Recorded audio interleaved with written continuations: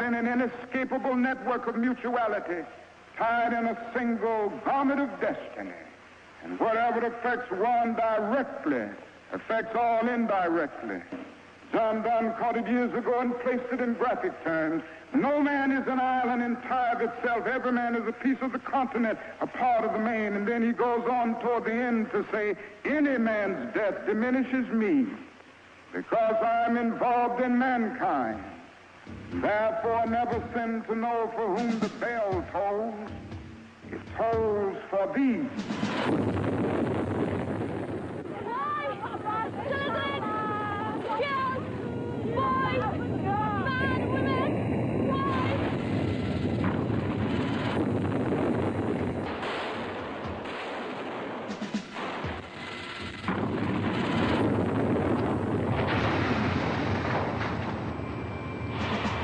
The invasion was swift, intense, and merciless.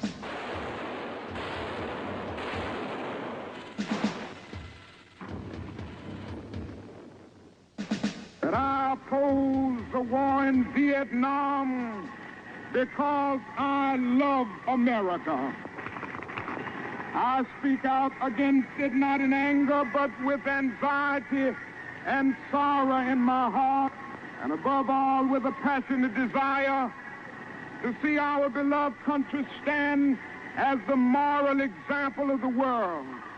I speak out against this war because I am disappointed with America.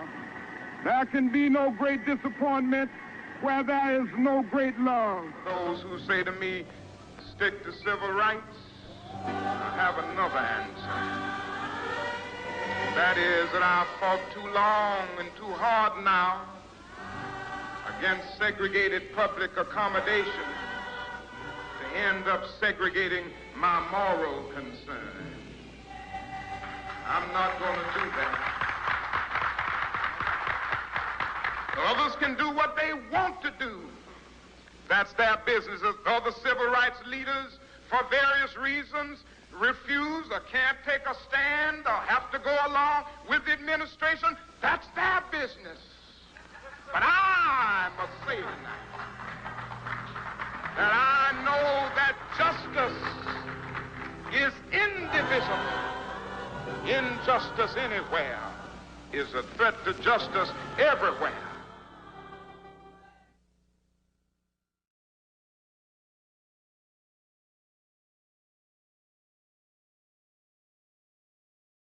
My expertise, as you know, is CIA, Marine Corps, 3 CIA secret wars. I had a position in the National Security Council in 1975 as the chief of the Angola task force running the secret war in Angola. It was the 3rd CIA secret war I was part of.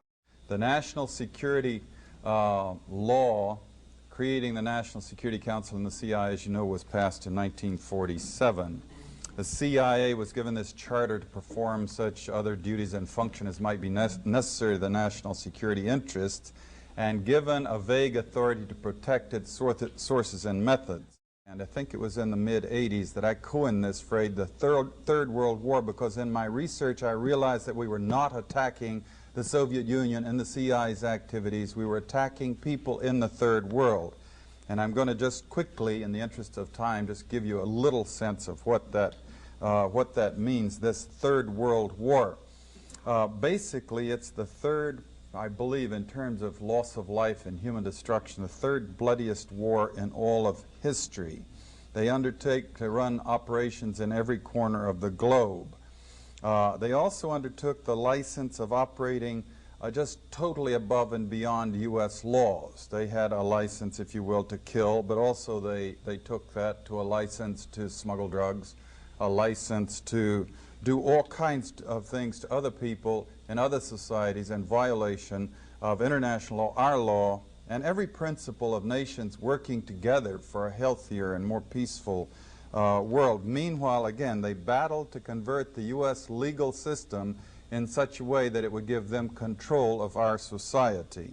Now, we have massive documentation of what they call the secret wars of the CIA. We don't have to guess or speculate We had the Church Committee investigate them in 1975, gave us our first really in-depth, powerful look inside this structure. Senator Church said in the 14 years before he did his investigation that he found they had run 900 major operations and 3,000 minor operations.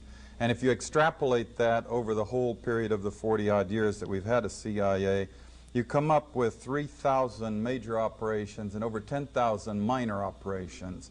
Every one of them illegal, every one of them disruptive of the lives and societies of other peoples, and many of them bloody and gory beyond comprehension almost. Extensively, we manipulated and organized the overthrow of functioning constitutional democracies in other countries.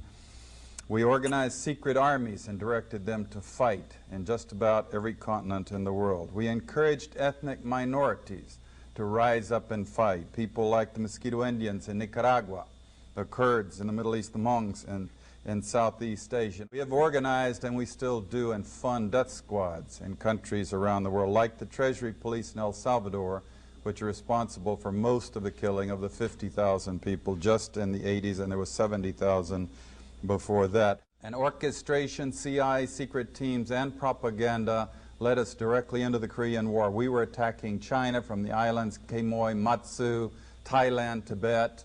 A lot of drug trafficking involved in this, by the way, until eventually we convinced ourselves to fight the Chinese in Korea. And we had the Korean War, and 1 million people were killed.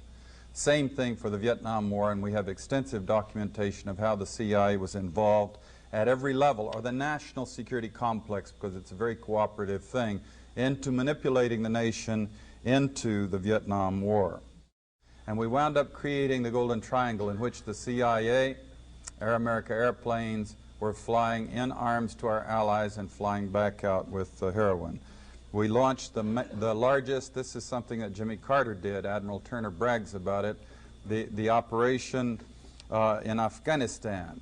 Biggest single operation, I'm told, in the history of the CIA's secret wars. And sure enough, very quickly we produced the Golden Crescent, which is still the largest source of heroin perhaps in the world today.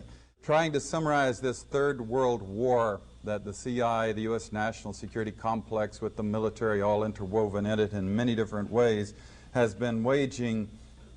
Let me just put it this way. The best heads that I coordinate with studying this thing, we count at least minimum figure 6 million people who've been killed in this long 40-year war that we've waged against the people of the Third World.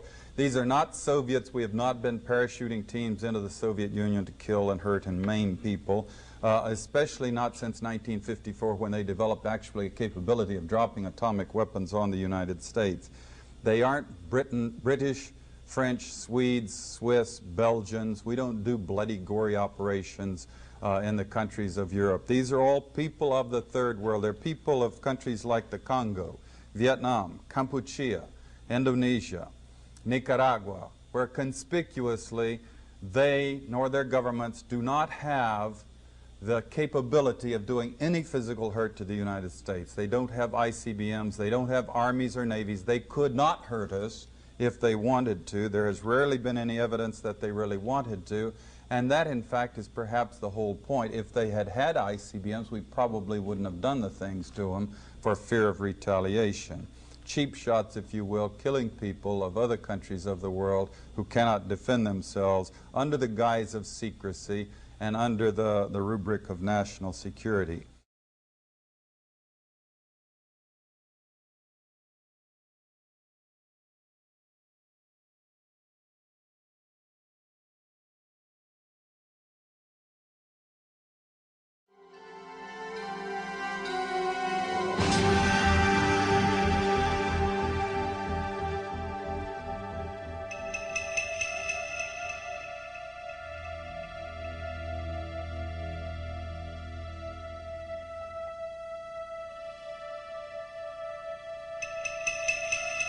What you saw in the Iran-Contra hearings was the exposure of the beginnings of a national security state which believes it has the right to override the Constitution of the United States in the name of security. I think that there was a substantial shadow government trying to run foreign affairs for the United States. In any other country, it would have been called a coup. And they seem to have gotten away with it. Modern-day pirates, these guys, they have escaped essentially the control of national governments, but they're available for use by national governments. Sometimes they move under color of, and defend themselves as advancing U.S. national interests in this. But I think that's very secondary with these guys. They're out to make a buck. I did do it. I am not, as I said in my statement, at all ashamed of any of the things that I did. I was given a mission, and I tried to carry it out. The Iran-Contra hearings, convened in May 1987 by a special joint committee of the United States Congress to investigate the sale of U.S. weapons to Iran and the illegal diversion of money to the Contras. Often, the official explanation seemed inadequate and contradictory. Our government has a firm policy not to capitulate to terrorist demands, that no concessions policy remains in force. In spite of the wildly speculative and false stories about arms for hostages and alleged ransom payments, we did not, repeat, did not trade weapons or anything else for hostages, nor will we. Despite Reagan's denials, investigations soon revealed that arms had been traded for hostages held in the Mideast. A few months ago, I told the American people I did not trade arms for hostages. My heart and my best intentions still tell me that's true, but the facts and the evidence tell me it is not. Only days later, it was further revealed that the arms to Iran had been severely marked up. Some of the profits had been illegally diverted to support the Contras, a guerrilla force organized by the CIA fighting the Nicaraguan government.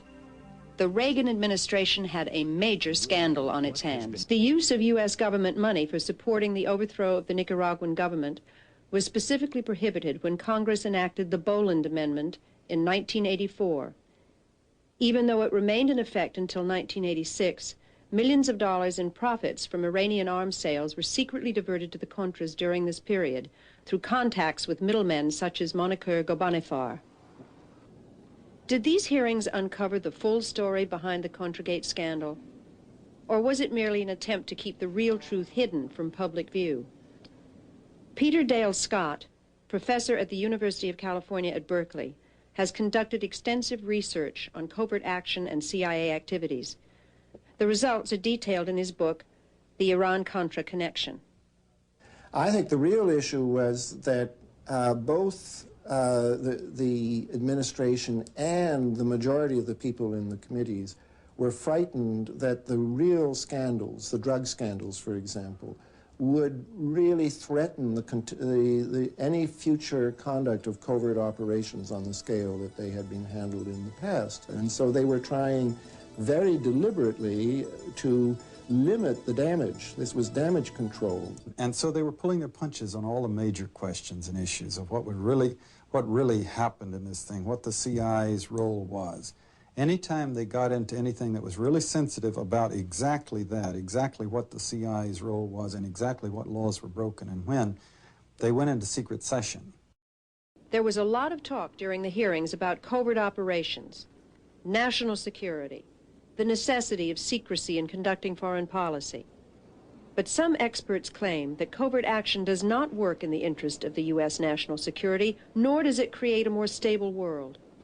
To think of the democratic governments that have been overthrown in the last 30 years by military coups is almost like giving a capsule history of CIA covert operations in the last 30 years. I mean, there was the overthrow of Prime Minister Mossadegh in Iran in 1953. There was the overthrow of Arbenz in Guatemala in 1954. There was the overthrow of the Brazilian government in 1964. There was the overthrow of the Ghana government in 1966. A lot of the governments I've just mentioned got into trouble with the international oil companies because they tried to assert their national prerogatives over their own resources. Time after time, the CIA has come in on behalf of those multinational companies.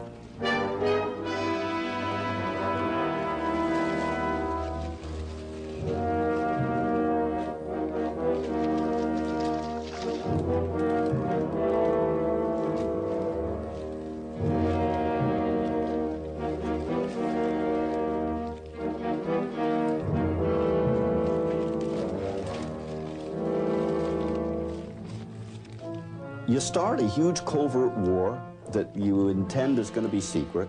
It's not secret from the Russians, certainly not secret from the Laotians who are getting shot at, or the Angolans, or the Nicaraguans, or whoever it is. It's covert from the American taxpayer and voter.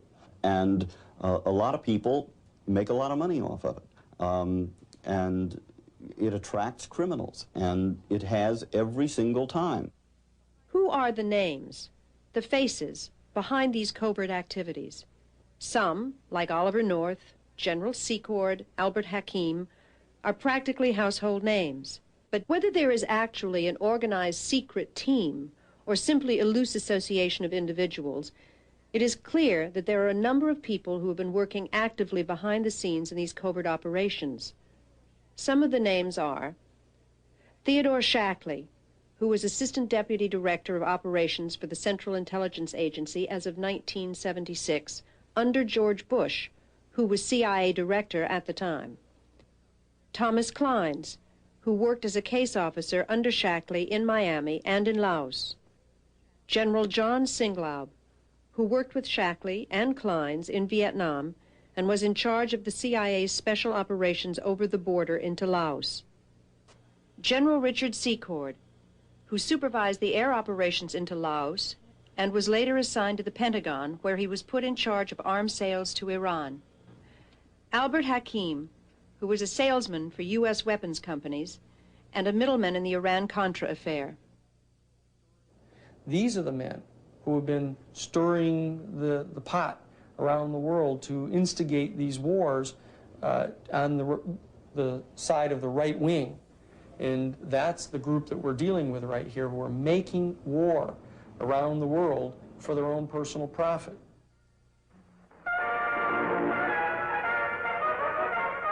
Cuban revolutionary troops such as these have invaded Castro's leftist island fortress, reportedly rallied by a mysterious coded radio message. Alert, alert. From the sea and by... It was after the failed invasion of Cuba at the Bay of Pigs in 1961 that Theodore Shackley, as CIA station chief in Miami, and his assistant, Thomas Kleins, began working with Rafael Quintero and other right-wing Cubans to overthrow the Castro government.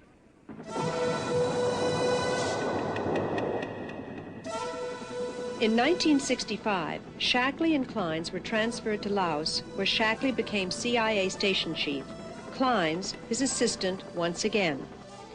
It was here in Southeast Asia that they teamed up with General Secord and Singlaub. And they there began running the secret war in Laos and Cambodia and Thailand. Everybody in the United States basically thought the war was going on in Vietnam.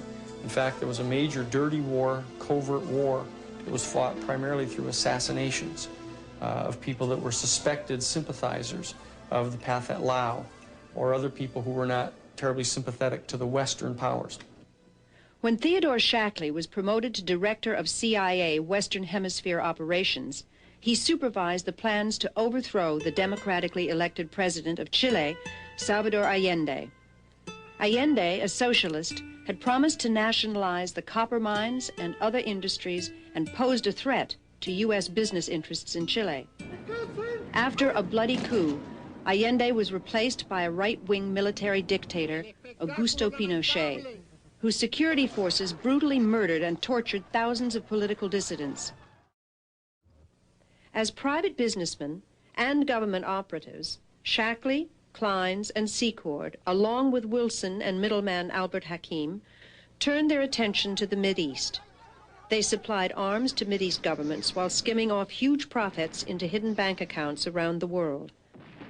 They secretly supplied weapons and military intelligence to Nicaraguan dictator Anastasio Somoza and helped the Shah of Iran eliminate his enemies. There is an early bond between Iran and Nicaragua. The bond is this secret team of men.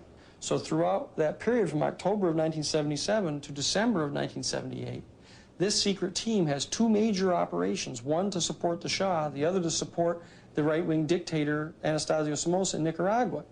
This was their world at that time. The Shah collapses in December of '78, and Anastasio Somoza collapses in July of 1979.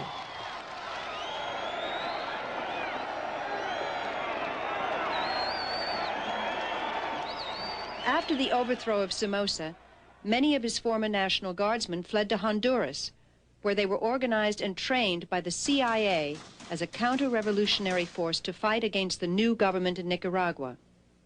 They began to create the Contras, to try to do the identical thing that was done by the supporters of Batista against the Cuban revolutionary government back in 1959. Not an indigenous force inside Nicaragua that had any support from any of the population in Nicaragua. It was a total artifice that was created by these men.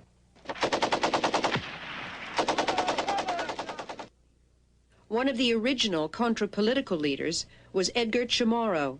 He joined the Contras in 1981. I became involved with the Contras because the CIA, using people from the White House, they invited me to be one of the Contra leaders. I was told that this was just a war for a year, that the United States wanted to put this pressure on Nicaragua. But then after a year or so, I found out that this was not the case. We were being used to deceive the American people. We were used to lie to Congress. The tactics used by the Contras were tactics of terrorizing civilians, making situations where civilians were getting killed.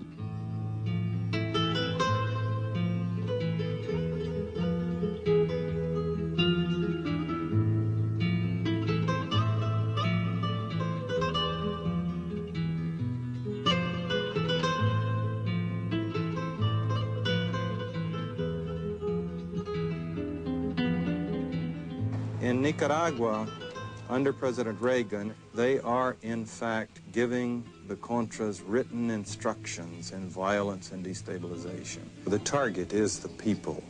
The social and economic infrastructure is what you're hitting at. It's not a bloodbath. It's like you go into a village and you kill a few people to make your point. The purpose is to disseminate terror, traumatize the people. We're not killing Sandinistas in the capital. We're not blowing up their homes and terrorizing them. We're hitting at the people throughout the interior of the country.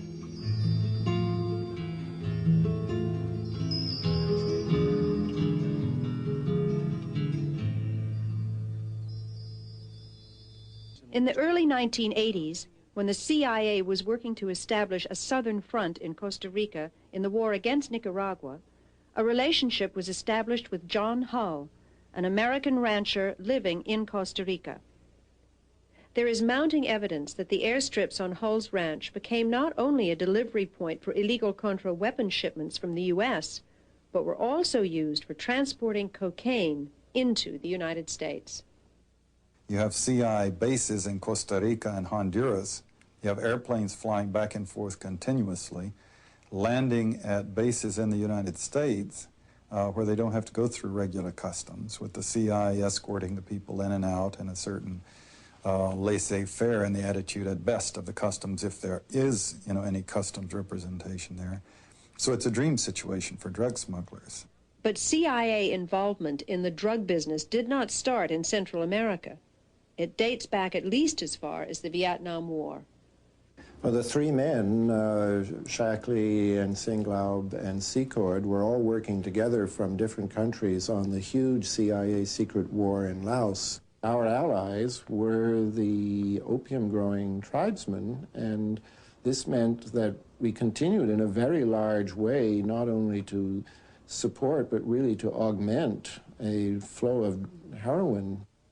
This had to be run with the knowledge and the approval of the people who were in charge of these air operations.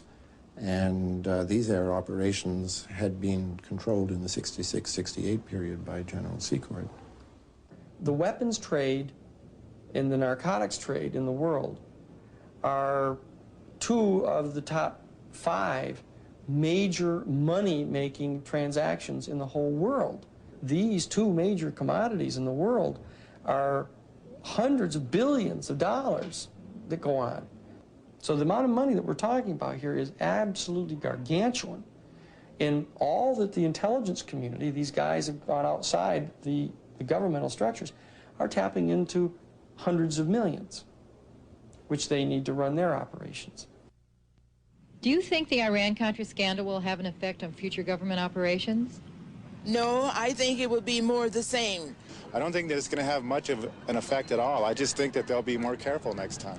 They will continue to carry on covert operations. I think this has been going on forever.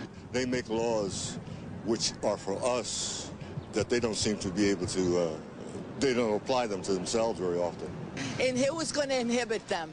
The gangsters that are running this country is going to inhibit somebody. What's happening here, my friends, is a major deception which is in process as we stand and talk tonight. A major deception in the same way that the Warren Commission was a major deception worked upon the American people. The same way that the Watergate investigation was a major deception worked upon the American people. Just like the bombing, the secret bombing of Cambodia was kept secret and was a deception worked upon the American people. How long are we going to stand for being deceived in this manner? Assassination, drug smuggling. If they had pursued that line of questioning, they would have soon gotten themselves into a position where they would have had to impeach someone.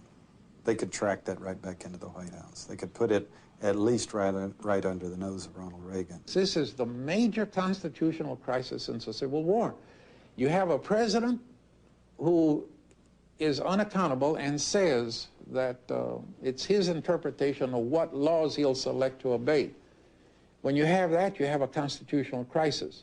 Covert operations have never done this country any good. They may be of momentary advantage to the people who are in power at a particular moment, but in terms of the interests of this country as a whole, they have proven disastrous. There isn't a single one in 30 years that you can point to and say, well, that was one that we are now more secure, better off, and happier as a result of. Every one of them has in its own way contributed to the deterioration of security in the world that we live in. And so it's really time to stop them. Instead of operating within rules and law, we have been supplying lethal weapons to terrorist nations, trading arms for hostages, involving the U.S. government in military activities in direct contravention of the law, diverting public funds into private pockets and secret unofficial activities, selling access to the president for thousands of dollars, dispensing cash and foreign money orders out of a White House safe, accepting gifts and falsifying papers to cover it up, altering and shredding national security documents, lying to the Congress. Now, I believe that the American people understand that democracy cannot survive that kind of abuse. There was a time when ignorance made our innocence strong. There was a time when we all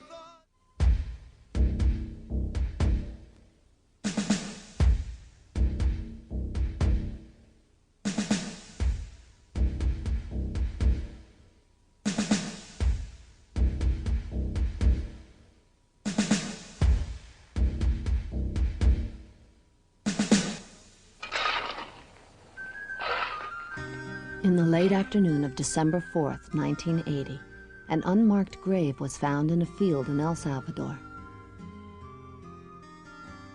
When it was opened in the presence of the U.S. ambassador, it revealed the bodies of 4 women. Mary Knoll's sisters Maura Clark and Ida Ford,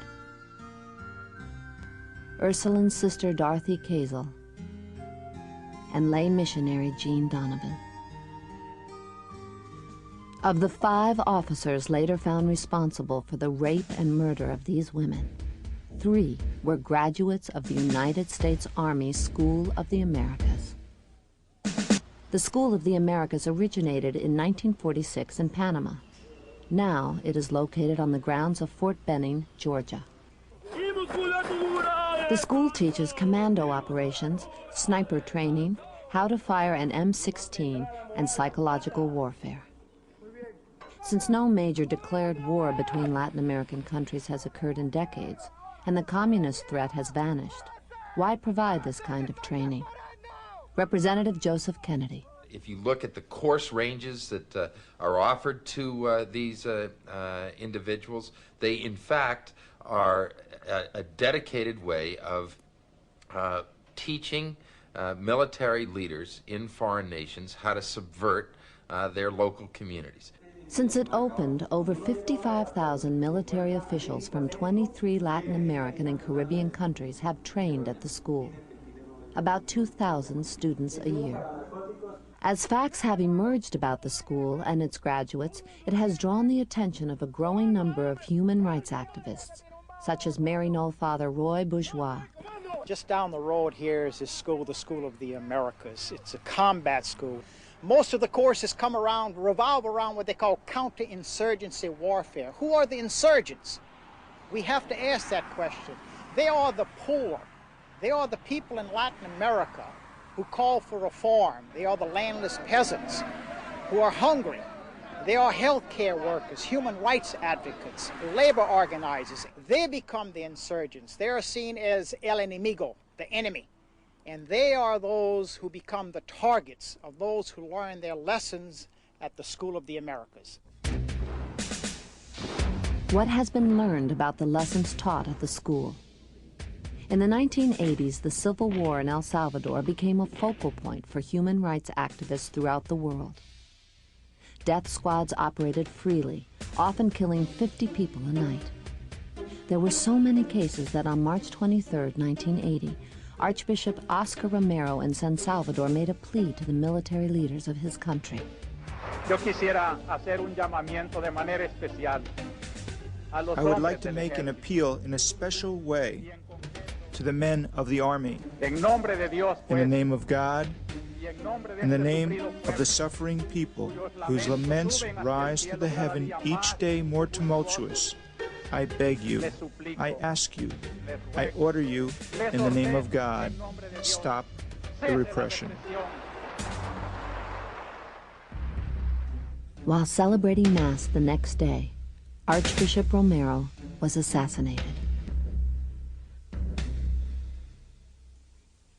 A number of years later, the National Security Archives in Washington, D.C. made an important discovery when they obtained a copy of a declassified cable. Kate Doyle. These two cables are both from the American Embassy in El Salvador. One is from Dean Hinton, who was then ambassador to El Salvador in 1981, and it discusses a meeting during which Roberto D'Aubuisson plans the murder of Archbishop Romero. During the meeting, there is described a lottery that the people who are attending the meeting hold to see who would draw the right to kill Romero himself. D'Aubuisson was trained at the School of the Americas. Also trained at the school were 2 of the 3 officers directly responsible for the assassination. December 11th, 1981, El Mozote, a small village in El Salvador.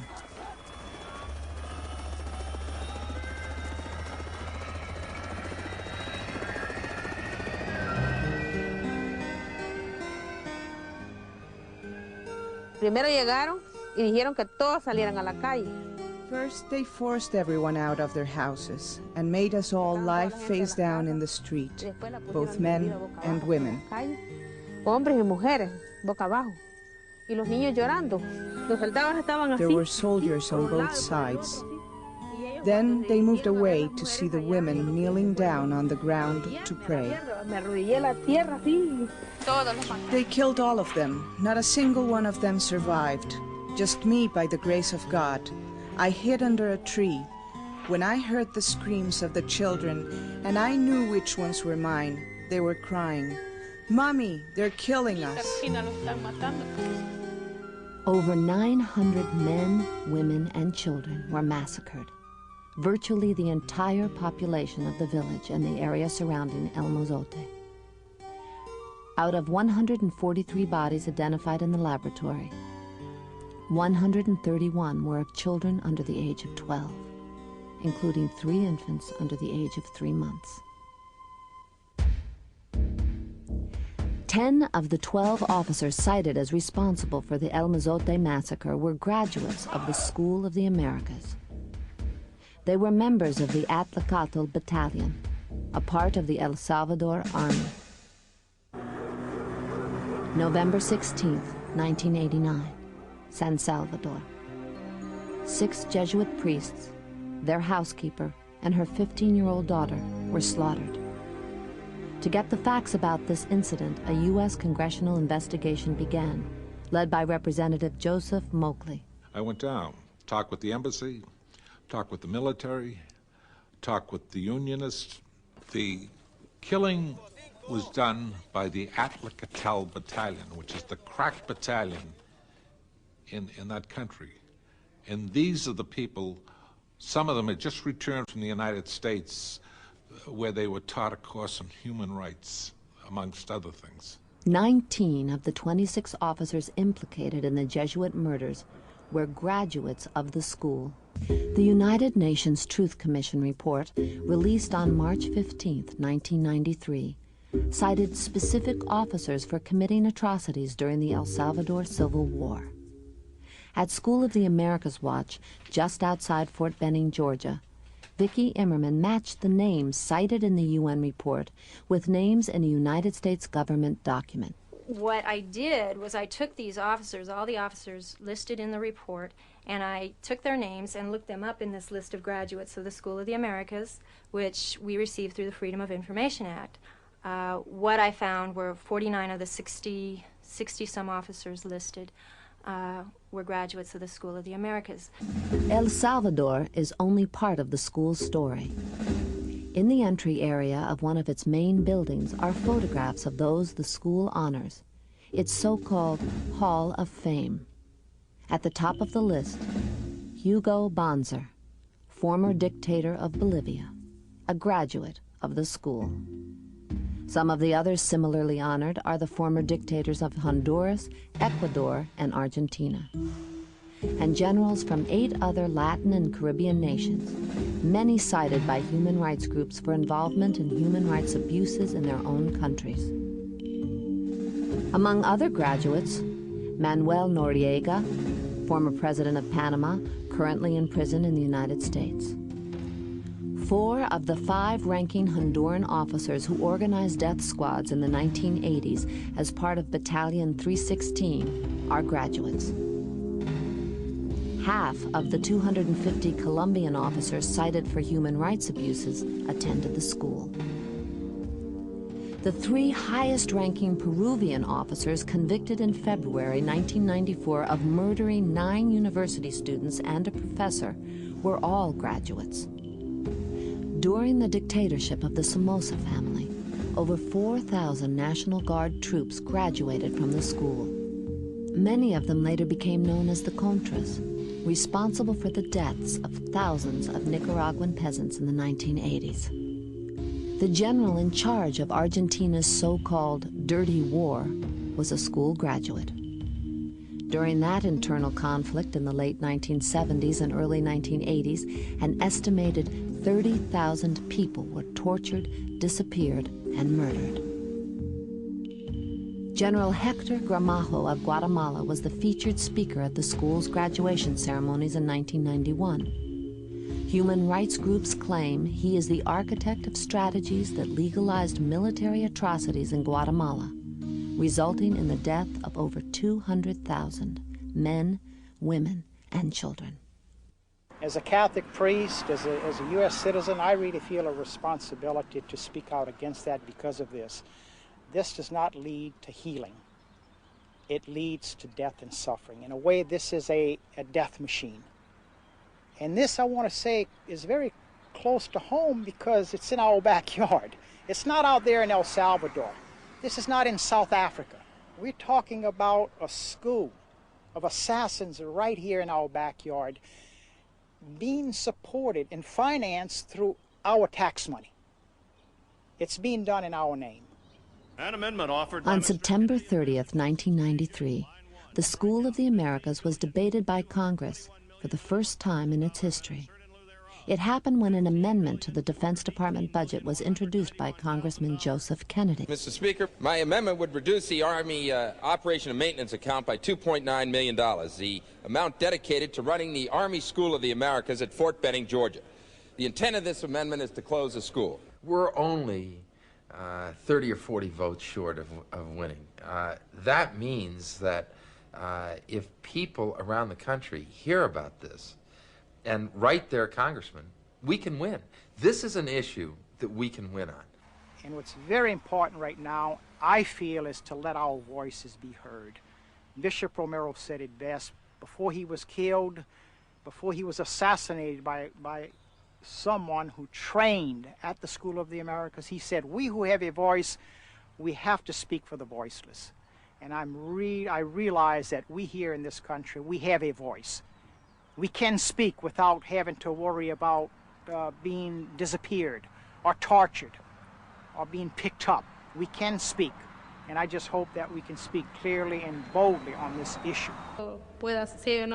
I'm not very educated, but in my simple words, I think that the only thing the School of the Americas has accomplished is the destruction of our countries in Latin America.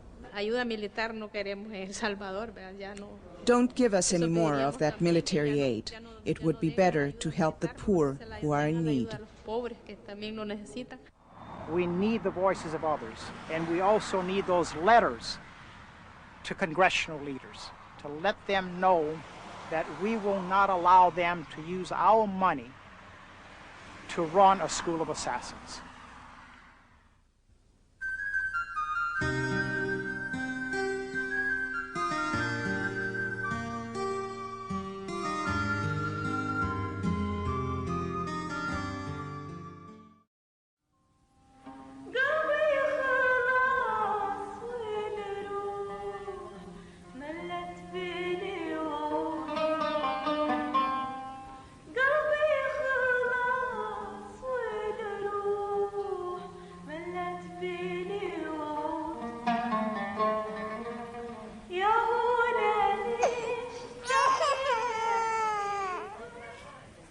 Till now, the diagnosis is not settled for this child. He complained from prolonged fever and this wasting.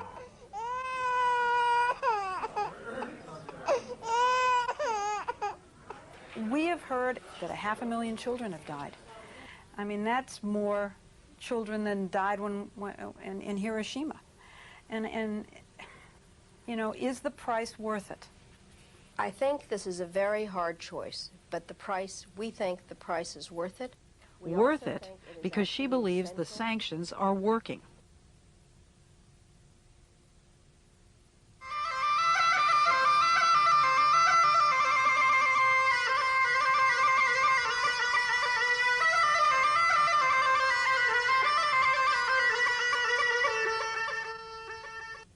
In November 1997, former U.S. Attorney General Ramsey Clark headed a delegation of the International Action Center on his 7th trip to Iraq to investigate the continued effects of the United Nations sanctions on the population. We were shocked by what we saw, an almost total absence of medicines, medical supplies, and spare parts for the equipment.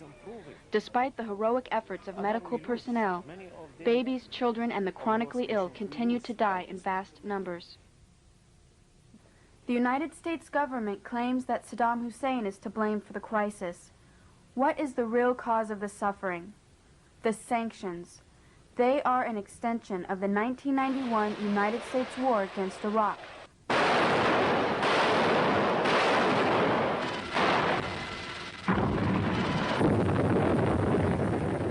The goal was to cripple Iraq's infrastructure and make civilian life unsustainable. We demonstrated the capacity of technology to cripple a country without ever setting foot on it in the Persian Gulf. It's important to recognize that because it goes hand in hand with the sanctions. When we merely say that we flew 110,000 aerial sorties in 42 days, one every 30 seconds on the average, 24 hours a day, we ignore what we really did. As officials said, the death toll was now 288, with many more to come. The trucks kept filling up and driving away, past waiting relatives who knew they might never be able to identify the bodies of their loved ones. The community of Almeria filled one of the first of many funerals with gunfire in sign of grief and fury, and with angry words aimed through foreign journalists. "My mother, she's gone," shouted this young man.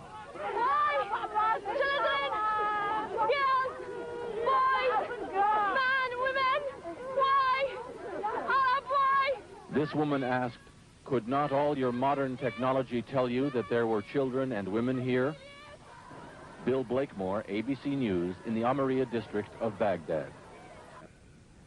We destroyed every silo for grain or anything else storing food in the whole country. We destroyed all the storage and processing of food plants throughout the country. Even dates, the world's biggest exporter of dates. Famous processing and packaging plants in Baghdad, deliberately destroyed. We didn't want them to be able to feed themselves for a long, long time. We're all aware of the famous little powdered milk plant.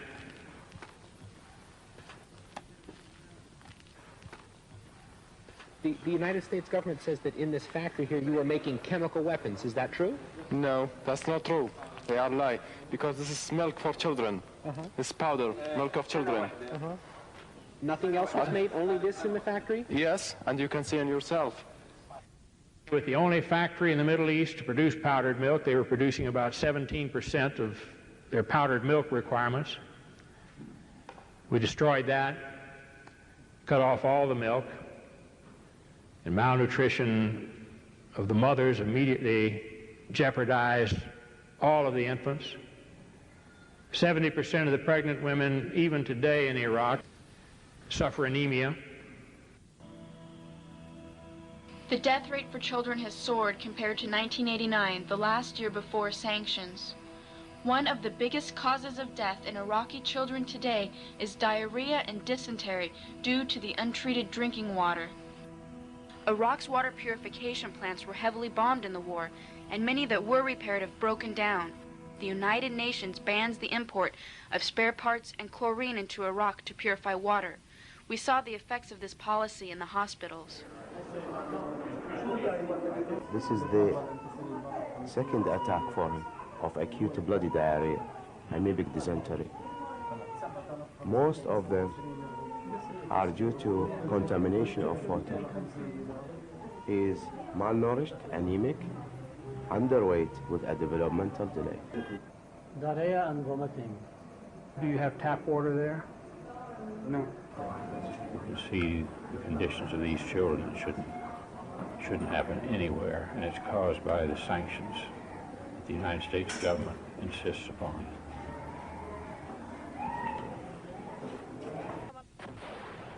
The U.S. military used 800 tons of depleted uranium weapons in the war, causing a rise in cancers among the population.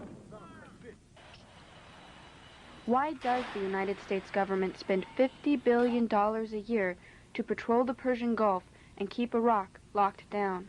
Please raise their hand. Why does it pressure the Security Council to maintain the total blockade? We need to look back on the recent history of Iraq. For many years, U.S., British, and French oil companies owned 95% of Iraq's oil while they maintained a puppet monarchy in power. The people lived lives of extreme poverty. When the Iraqi people carried out a revolution in 1958 against King Faisal II, U.S. and Britain lost their stranglehold. They sent thousands of troops to the Middle East, but it was too late. Iraq had become a sovereign country.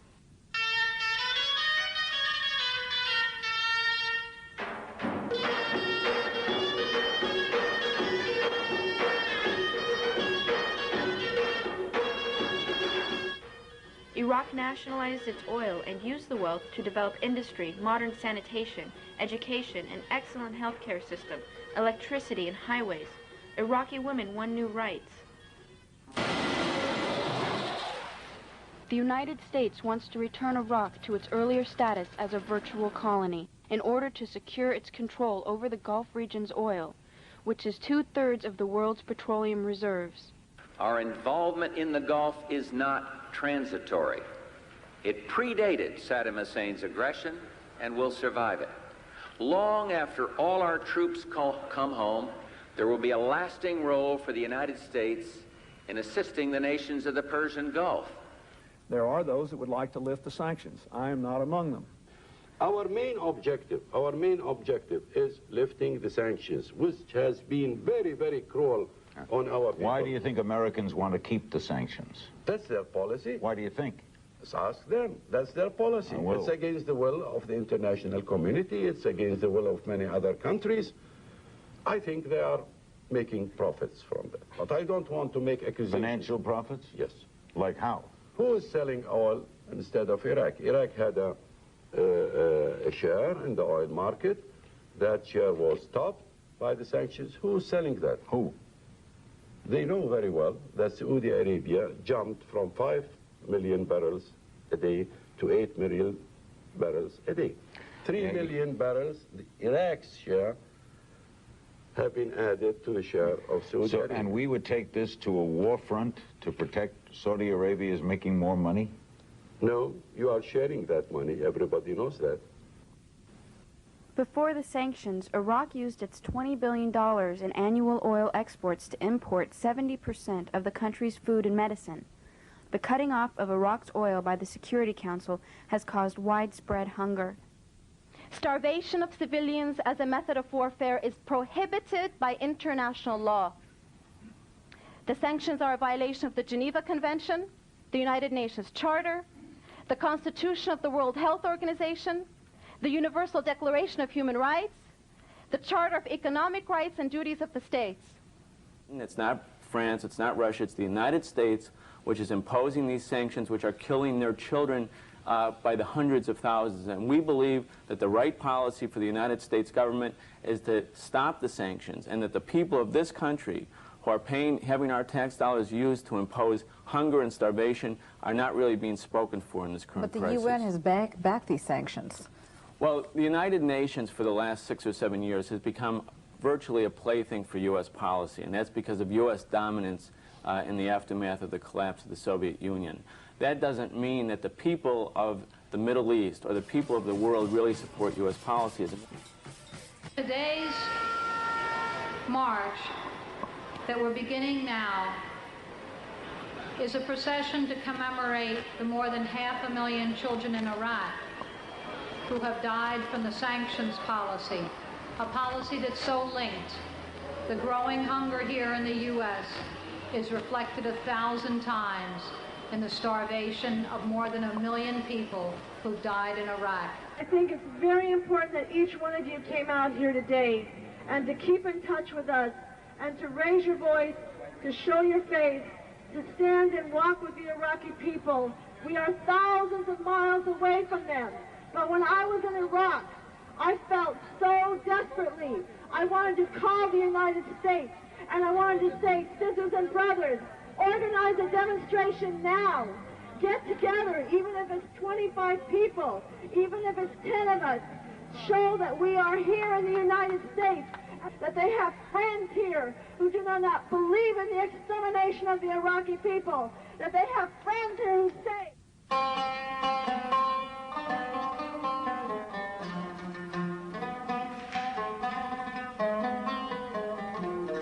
The International Action Center has launched a major medical aid campaign to deliver medical supplies to the people of Iraq.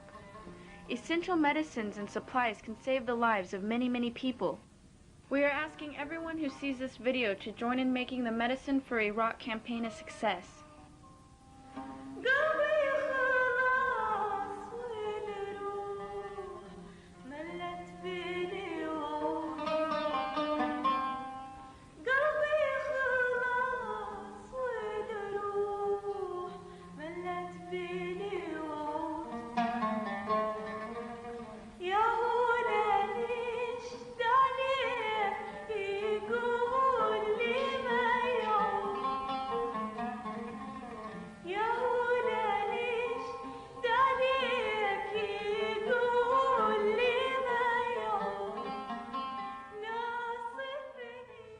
Well, we all know, don't we, the reasons why the United States intervened in the Gulf the way we did. In the end, killing between 100,000 and 200,000 Iraqis, as opposed to 303, I think, Americans killed either in combat or in combat-related accidents. And we certainly have restored to power the legitimate authority in Kuwait. In fact, we've done it applying that age-old, all-American political principle of one man, one vote. In this case, one man, the emir, one vote, his. We heard Bush back in August, didn't we, at the very beginning saying that our way of life was at stake. We had to do something about that invasion of Kuwait. We also heard, didn't we, besides the way of life was at stake, we had to intervene to protect the access to the energy resources of the Persian Gulf. Another one was that we had to stop naked aggression. What we did not get are alternative interpretations of the events that occurred. And that's what I want to speak about here tonight. It's my opinion that the United States needed an international crisis, an international threat, to replace the crisis in Europe that largely disappeared with the collapse of communism and the chaos in the Soviet Union. Why? In order to keep the permanent war economy going, to justify continuing the situation wherein well more than 50% of the federal budget goes to military purposes. Well, this means that the military expenditures in the United States are the motor of the U.S. economy, and they have been that ever since about 1950. It's worth reviewing the history because that's where this crisis, I think, comes from, this sought-for, needed crisis. In early 1950, there was extreme worry at the highest levels of the Truman administration that the United States was likely to return to the conditions of the Great Depression of the 1930s. And so early in 1950, the decision was taken that this domestic economic problem was going to be solved through militarism. That is, through rearmament in the United States and through U.S. financing of the rearmament of Western Europe, particularly Western Germany. The document which provides the analysis of the world at that time and the U.S. place in the world and the internal situation in the United States was top secret for 25 years. In 1975, it was accidentally or through error released and published. It is known as NSC 68. It was written by NSC, standing for National Security Council. It was written by Paul Nitze, and it is a very detailed document. The main operative conclusion, though, was this. This is a quote from the document. The United States and other free nations will, within a period of a few years at most, experience a decline in economic activity of serious proportions unless more positive governmental programs are developed. Well, the solution adopted those more positive governmental programs was expansion of the military. But Truman could not get this program through Congress at first. There was opposition there and public opposition to the enormous new taxes that this program would require. He went on national radio, declared a state of national emergency,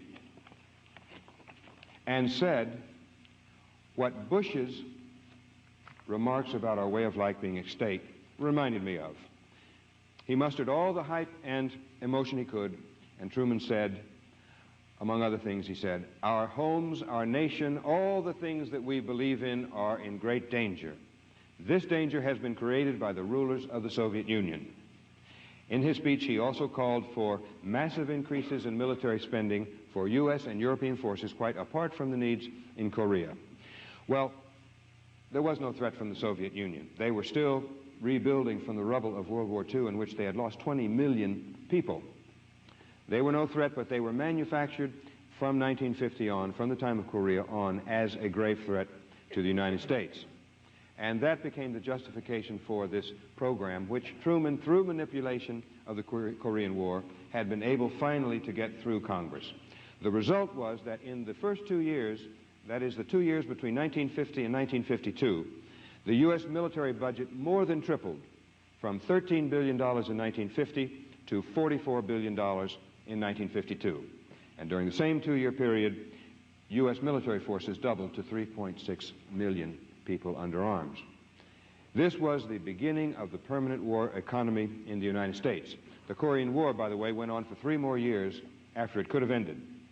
In the end, 34,000 U.S. were dead, more or less, more than 100,000 wounded, and the total casualty count was in the millions. It is worth recalling that because from 1950 on, the Soviet threat was the justification for the permanent war economy and the justification for these enormous military expenditures. What does that mean in far as the United States is concerned? Well, it means that we have not addressed or begun to solve the many domestic crises that we all know exist. There's no need really to go through this litany of the worst educational system in the developed world. 1 in 3 in this country illiterate, either totally or to the degree that they cannot function in a society based on the written word. Healthcare, not just the cost, but the fact that 40 million people in this country have no health insurance. The only developed country in the world with no national health plan. And on and on. The fact that only about, 60%, about 2/3 of the eligible voters register to vote. And of those who register, only about 80% actually vote, so only in the end, 50% of the eligible voters vote in national elections in this country. And that means that a president is elected with around 24-25% of the potential vote. The litany goes on: the environment, the infrastructure, finding a prevention and cure for AIDS, the violence we see everywhere and in every form in the United States. When you put all these things together, I don't think anyone would argue, add drugs, of course, anyone would argue that we have a domestic society in profound crisis. And the reason why, over all these years, these crises have not been solved is, in my opinion, because those who really control and rule the United States don't want them solved. Imagine what would happen if we had an informed electorate, if we didn't have the worst educational system, if we had a negligible, perhaps, illiteracy rate here. There might be an informed electorate. We might be debating real substantive issues in the electoral process or in the political process in the United States. There might be a threat in this country of real democracy if we solved the domestic crises in this country. People might clamor to participate if there was a real debate. There might be a threat of a third party, I mean a second party, in the United States.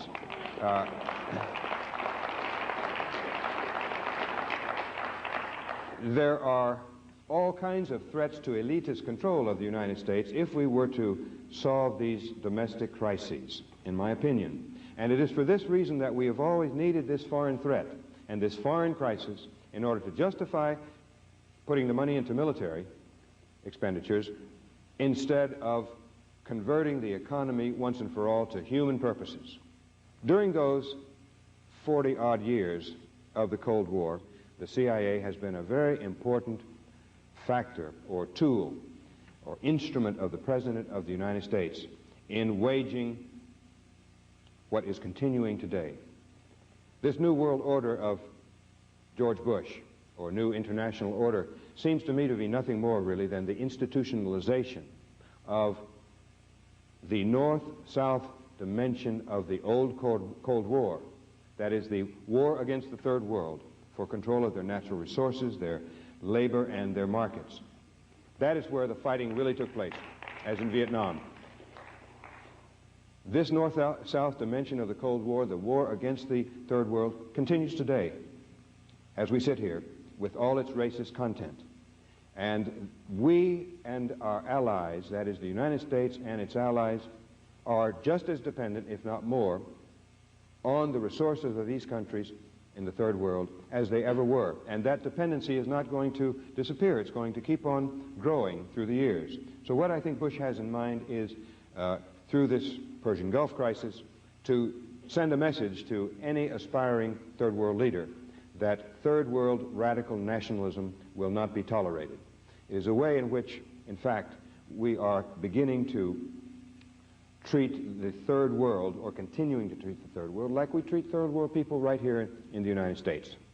They know their place, they have a role to perform, and they're expected to do it. If they don't, if they make trouble, they're going to be smashed.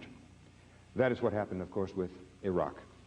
I believe that Bush encouraged the Hussein administration and Saddam Hussein himself to believe that they could get away with taking over Kuwait with impunity.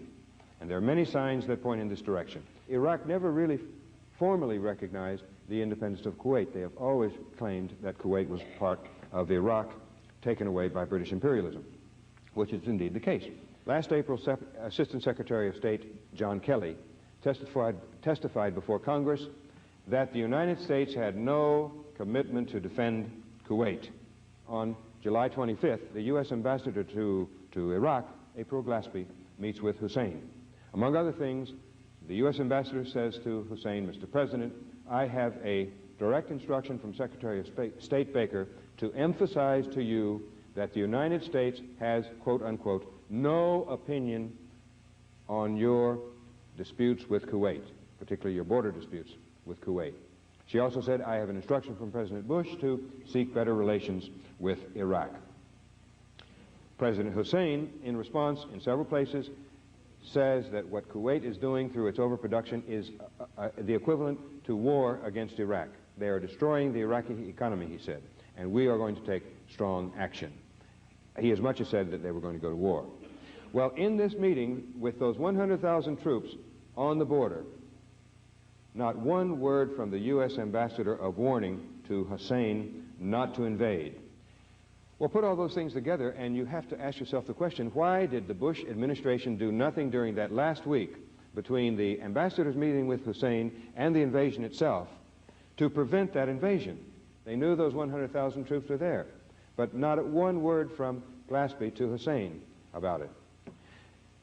My conclusion is that they wanted the invasion, that this was the site selected for the new international crisis that would justify continuation of the war economy in the United States.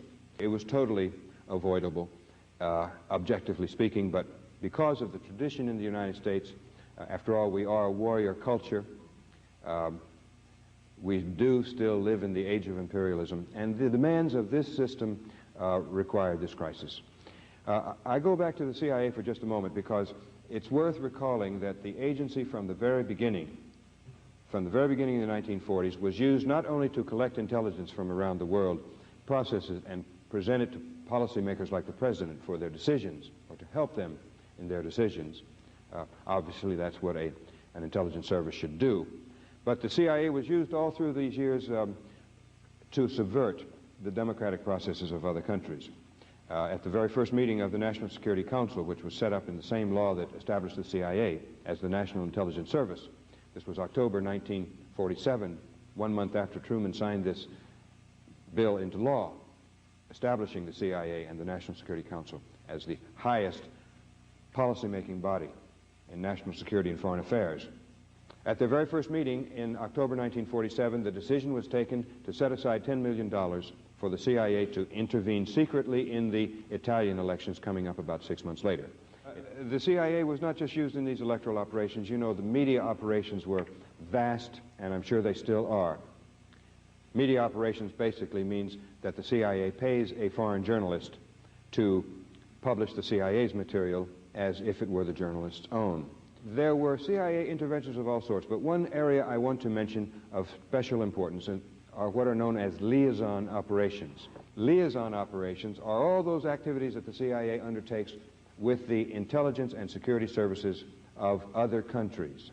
Early on, the CIA began to set up security and intelligence services in other countries for purposes of internal security. One of the first places was Greece. There was a civil war, you know, in Greece, 1947 to 1949. The United States intervened on the side of the far right in Greece, and the U.S. side won. In the aftermath, the CIA set up a security service known as the KYP, or KEEP, KYP being the Greek initials for CIA. They gave it the same name. This security service was used to keep the far right in power in Greece for nearly 20 years. But when that power was threatened with upcoming elections in 1967, the CIA and this service, this KYP, organized a military coup in Greece, which was successful, leading to 7 years of military dictatorship in Greece, of neo-fascist stripe.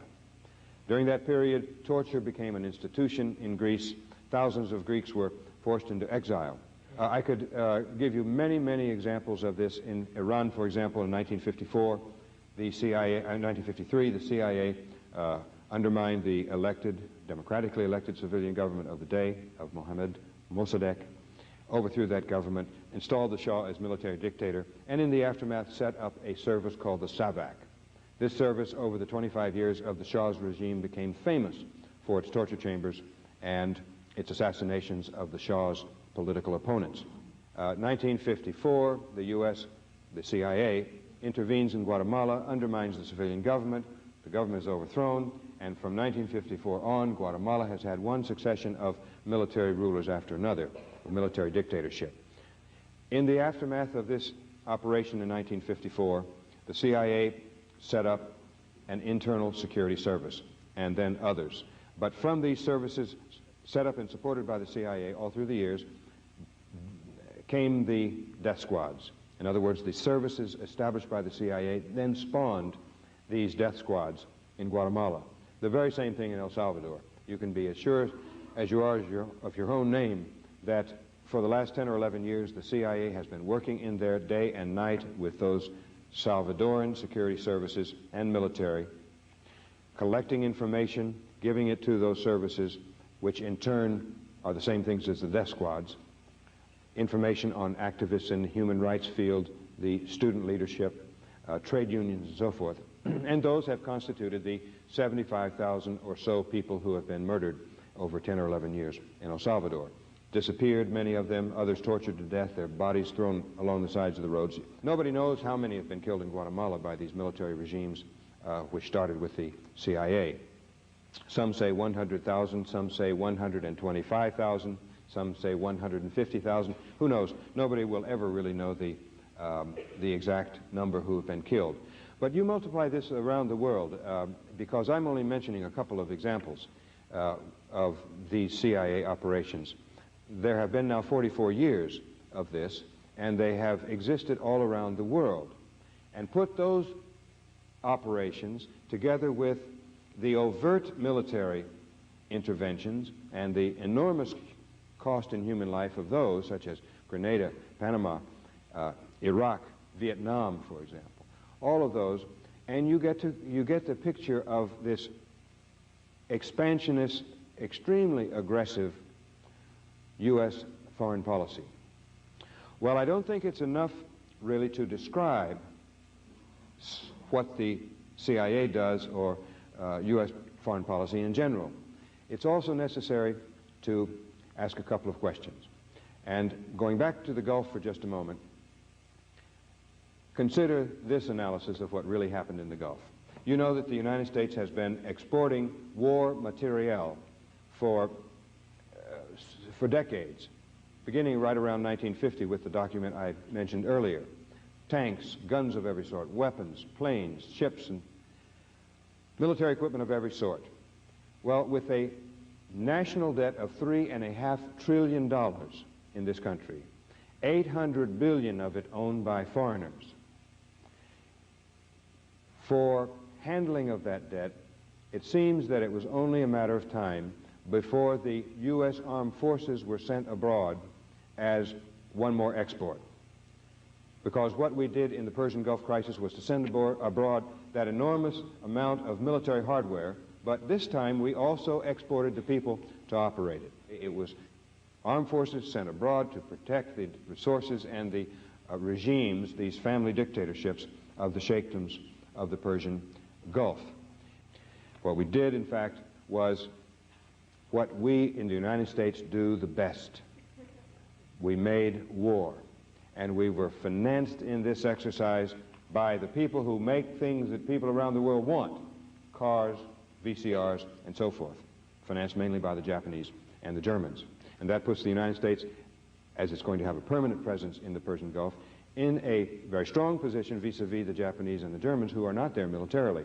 And they are going to depend to a great degree for their energy resources, at least from that region, on U.S. policy. That is why they went along with the war. That is an interpretation of the Gulf crisis. And the other question that I wanted to raise is why we do these things as a country. Why we do these as a society, as a nation. Why do we do these grisly things abroad? I believe strongly that until we have fundamental change in the United States, domestically, in the domestic system, until we have some kind of real democracy in this country, participatory democracy, where people have a say, and where we end the re-election of 95 to 97% of incumbents at every election, where there is a real political debate, until we change the domestic system, we're going to have elitist control of the United States, we're going to have these foreign adventures and the grisly things, as I mentioned, that the CIA does abroad. So the real problem is here at home, in changing the domestic system, in bringing about a conversion of the economy to human purposes, solving the domestic crises, and getting the people out of office who are in there to back a continuation of the permanent war economy.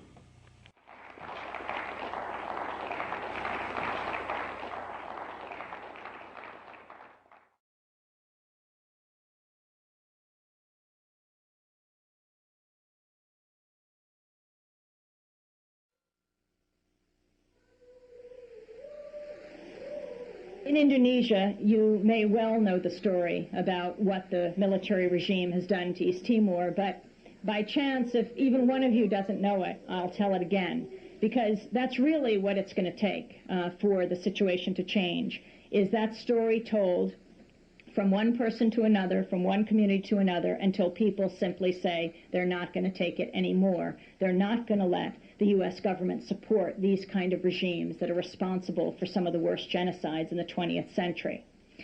Indonesia, under Suharto, the military regime came to power in '65 in an incredible bloodbath.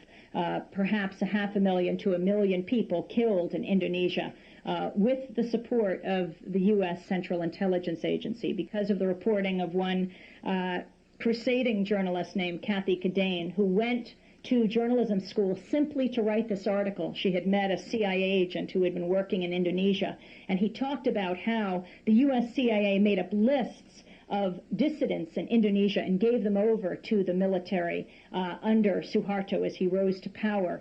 And the military would go out and kill these people as the U.S. CIA would strike their names off the list.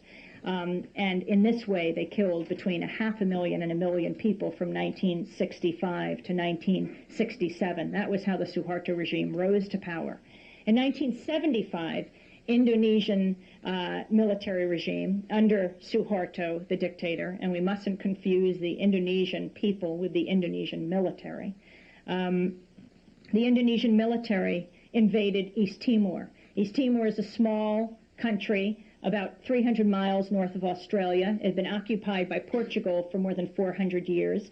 Portugal went through a democratic revolution in 1974. It was disbanding its empire in Africa as well as East Timor. And East Timor was going through a decolonization process. At the end of November 1975, they declared independence.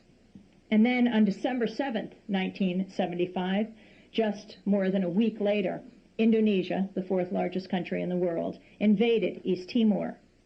But they didn't invade before Suharto sat down with then U.S. President Gerald Ford and Secretary of State Henry Kissinger, who had come to visit Suharto, and got the go-ahead for that invasion. Suharto was concerned that if he launched this clearly offensive invasion, that the U.S. would cut off military sales to Indonesia because we have a bilateral agreement with Indonesia that their weapons that they use will not be used for offensive purposes.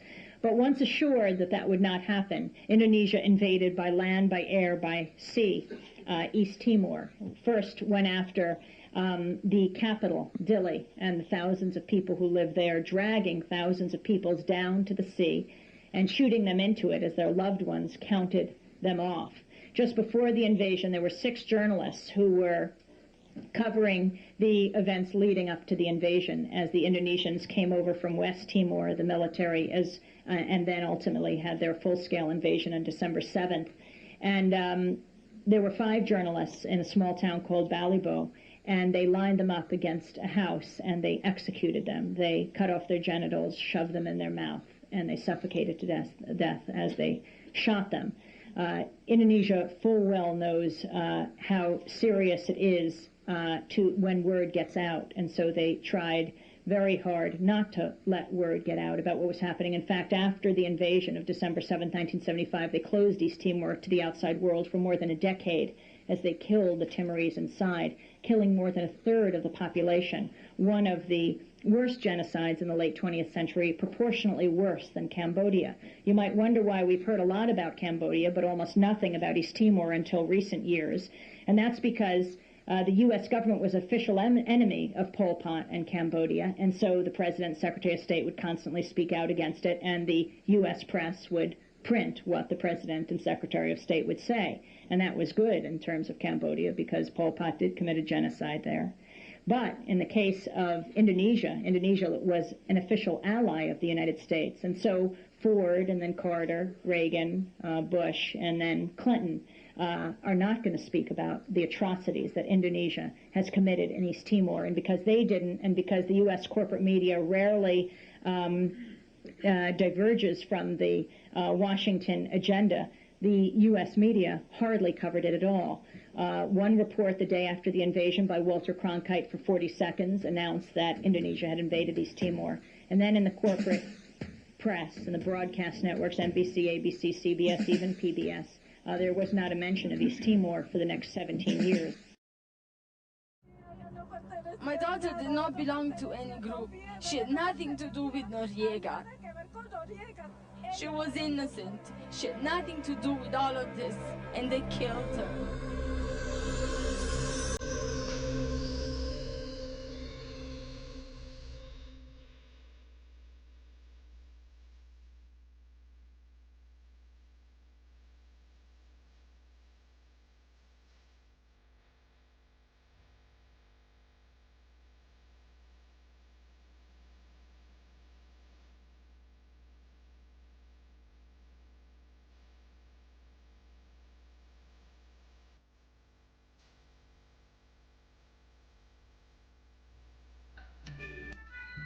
On December 19, 1989, while Panamanians were getting ready for the Christmas holidays, the United States was secretly mobilizing 26,000 troops for a midnight attack.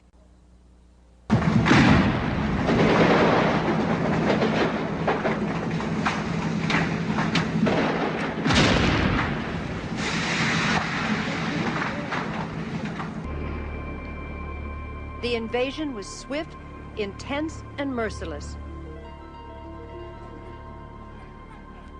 When it was over, thousands lay dead and wounded, and the country was in shambles. Millions of U.S. tax dollars were swallowed up in 3 days of brutal violence. In many ways, the invasion served as a testing ground for the Persian Gulf War 1 year later. It is also an indication of the kinds of intervention the United States may undertake in the years to come. But still, big questions remain. What exactly happened during the invasion of Panama, and why? This is the CBS Evening News. Dan Rather reporting. Good evening.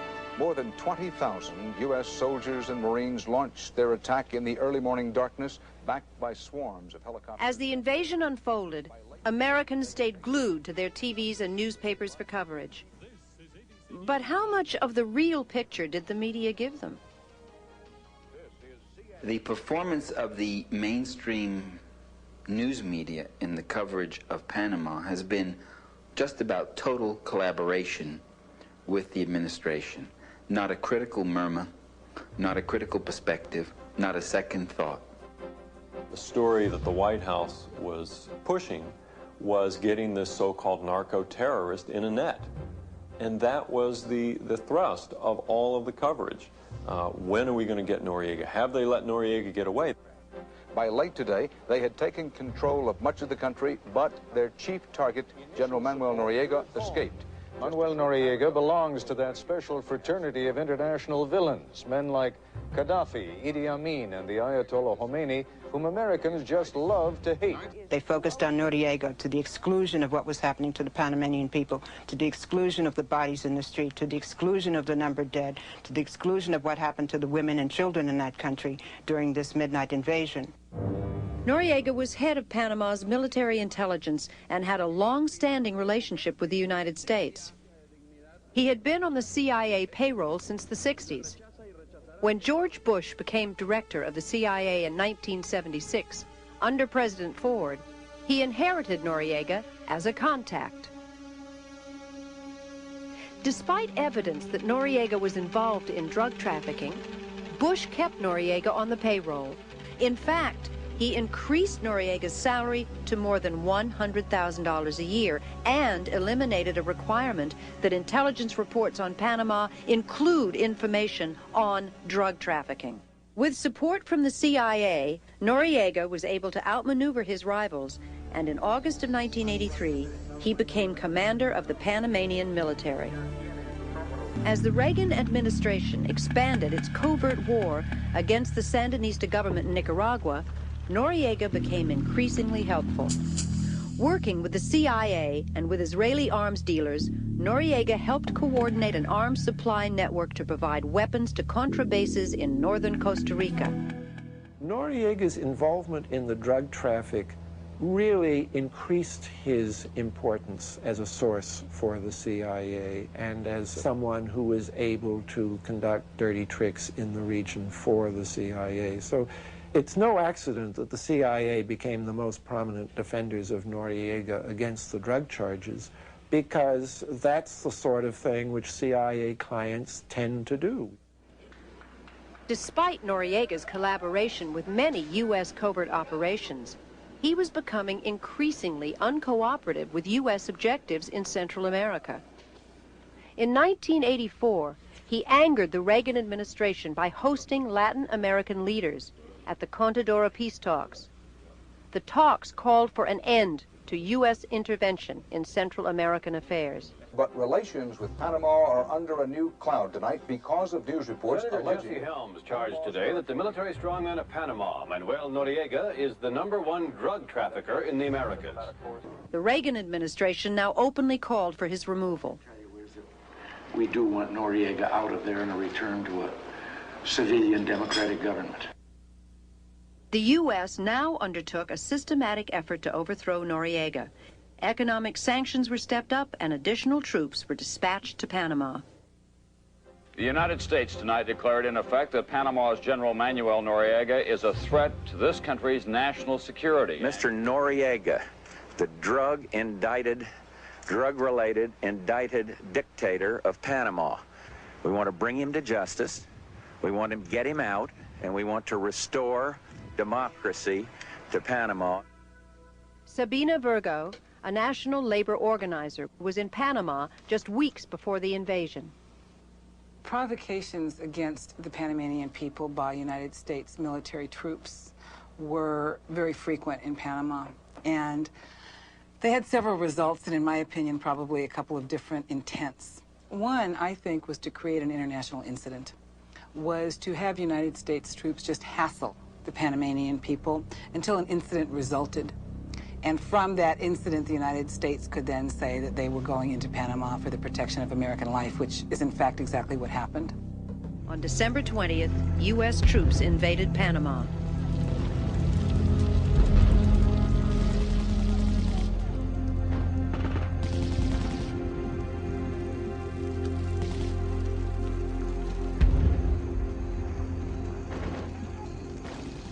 The invasion was codenamed Operation Just Cause.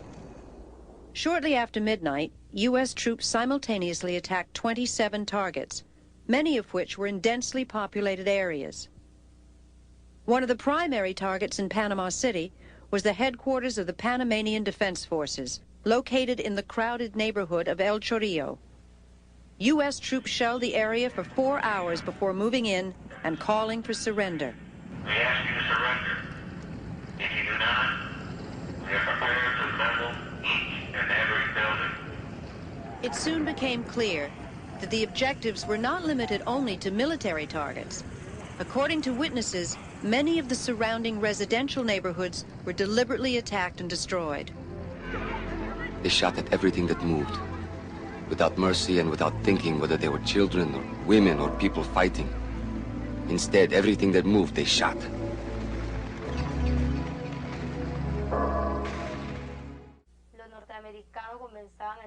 The North Americans began burning down El Chorrillo at about 6:30 in the morning. They would throw a small device into a house and it would catch on fire. They would burn a house and then move to another and begin the process all over again. They burned from one street to the next. They coordinated the burning through walkie-talkies.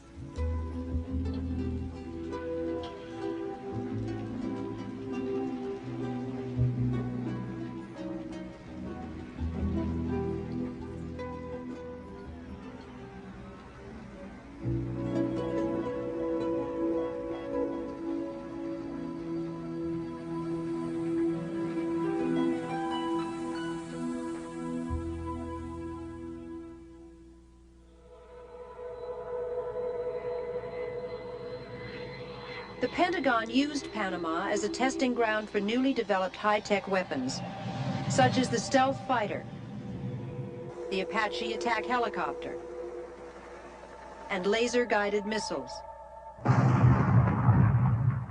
President Bush wanted to make certain that this was going to be a success. This was going to be his vindication, a denial of the wimp factor in spades. So they sent down a force that wasn't going to encounter any effective resistance, would simply overwhelm the opposition, and the fact that it would cause tremendous peripheral damage, damage to innocent civilians on a wide scale, was not of concern in the planning. My God, we were sending in artillery and airstrikes against a very heavily populated urban area. There was absolutely no question that there were going to be immense numbers of civilian casualties.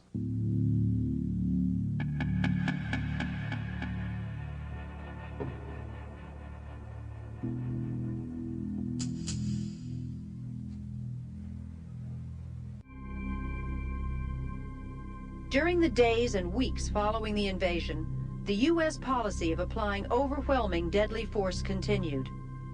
There were many reports of indiscriminate killings and executions of unarmed civilians. We have eyewitness accounts on the part of a number of Panamanians where soldiers took Panamanians who had been captured after the invasion and executed them on the street. They arrested close to 7,000 Panamanian individuals. They arrested almost every trade union leader, the leaders of the nationalist parties, of progressive parties, of left parties in Panama. They arrested people who were cultural leaders. As a result of the U.S. invasion, an estimated 20,000 Panamanians lost their homes. Hardest hit were residents in the poor neighborhoods of San Miguelito, Colón, Panama Viejo, and El Chorrillo.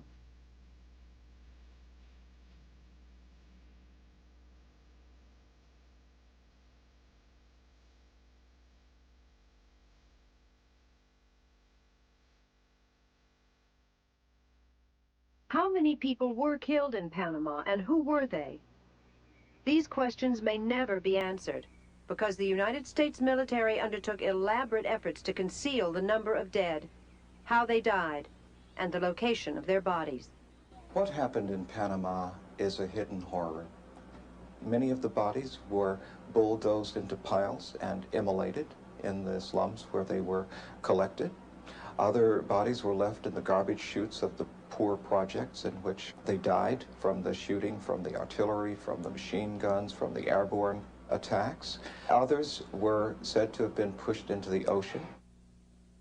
The truth of the matter is that we don't even know how many Panamanians we have killed, but we should have more information on what happened. How many civilians were killed?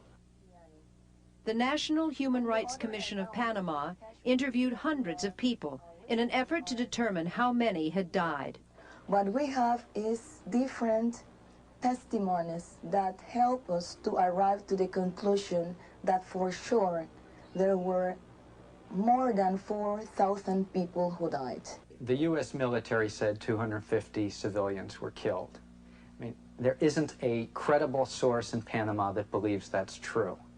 Whether it's ambulance drivers, human rights monitors, people, doctors who worked in hospitals, neighbors of bombed out blocks, it's just clearly false. That story would be so easy to tell for any journalist worth his or her salt, but they're not telling it. When they interviewed people in Panama about what they thought of it, they invariably were interviewing white, middle-class people who could speak English. They didn't really go into the poor neighborhoods where people had been bombed.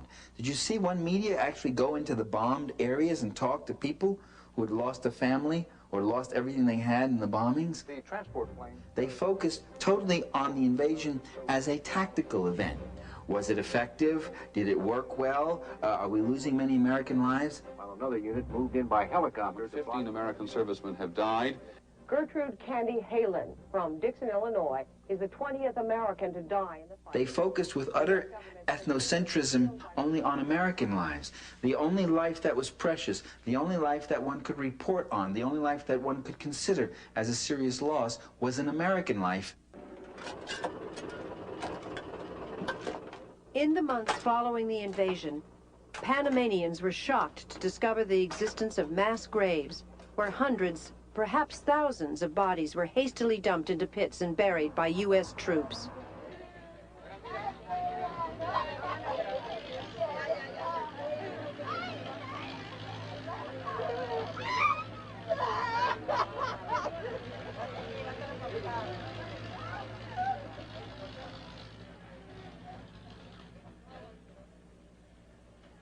To date, there have been 15 mass graves that have been identified throughout Panama.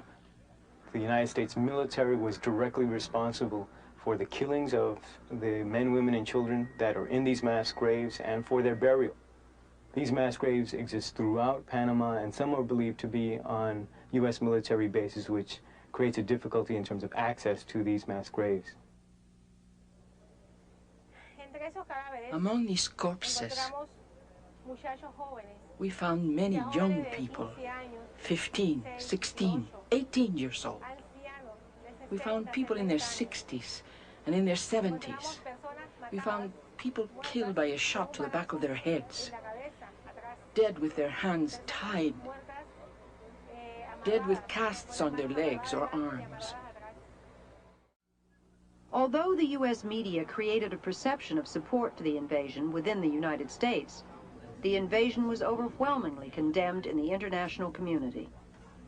If you look at any document in international law, any of numerous treaties, it's clear that this invasion was illegal. It's not debatable. The four biggest, most important papers in this country all endorsed the rightness of the Panama invasion. That's the Washington Post, the Los Angeles Times, strong endorsement, the New York Times, and the Wall Street Journal. Every one of them. Now, a little body known as the United Nations had a vote about this. On December 29th, they voted by an overwhelming majority to condemn the invasion as, in their words, a flagrant violation of international law. The media was so cooperative with the government because the media are owned by the same interests that are being defended in Central America by that government policy. The media are not close to corporate America. They're not favorable to corporate America. They are corporate America. They're an integral part of corporate America. We are a plutocracy. We ought to face it. A country in which wealth controls. It may be true of all countries, more or less, but It's uniquely true of ours because of our materialism and the concentration of wealth here. Even our democratic processes are hardly that, because money dominates politics, and we know it. And through politics, it dominates government, and it dominates the media. We really need desperately to find new ways to hear independent voices and points of view. It's the only way we're going to find the truth. The goals of the United States have been to safeguard the lives of Americans, to defend democracy in Panama. Then President Bush said we had to go to restore democracy in Panama. How in the world do you restore that which has never existed? Panama has never been a democracy since we created Panama for our own purposes in 1903. And all we did was go down to restore American control and dominance in Panama. The new government installed by the invasion was headed by the U.S.-backed candidates from the aborted national election, Endara, Calderon, and Ford. Hours before the invasion, they were taken to a U.S. military base where they were sworn in as the president and vice presidents. Of course, he's not going to say that, that Panama is occupied. In fact, he might not even call it an invasion. It wasn't his kind that were killed or massacred. He lives in the nicer area, in the oligarchical area. And, you know, his interest was protected. He's not running Panama. He's a puppet of the U.S. government. The U.S. government is running Panama. They're running all of the ministries in Panama. He's only abiding by what he's told to do. The invasion sets the stage for the wars of the 21st century in South America. The 2,000-mile invasion from Washington to Panama City took place primarily with bases from the United States. The essential value of the Southern Command is to give another 2,000 miles of intervention capability, which takes us right into the heart of the Andean coca-producing region, where the wars of the next decade are entirely likely to take place. Panama is another example of destroying a country to save it. And it's another case of how the United States has exercised a might-make-right doctrine among the smaller countries of the Third World. It has long been U.S. practice to invade these countries, get what we want, and leave the people that live there to kind of rot. George Bush, may his children be spared what my daughter is being subjected to. My daughter who doesn't want to live. May his generation be spared what our generation is living through. He should ask God for forgiveness for all the damage caused to many families down here.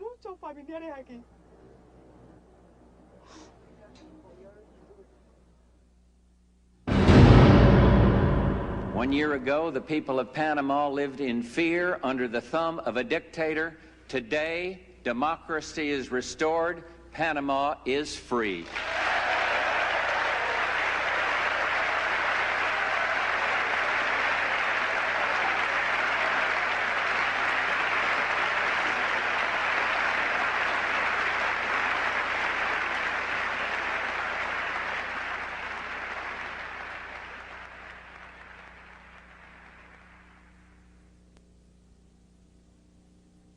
In March 1991, President Guillermo Endara proposed a constitutional amendment that would forever abolish Panama's right to have an army.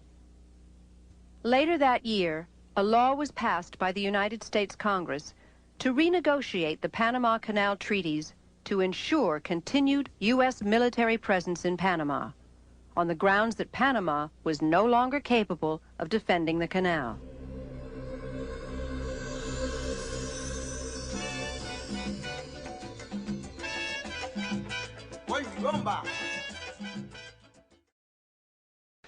Everyone knows Ramsey Clark. He's a former U.S. Attorney General.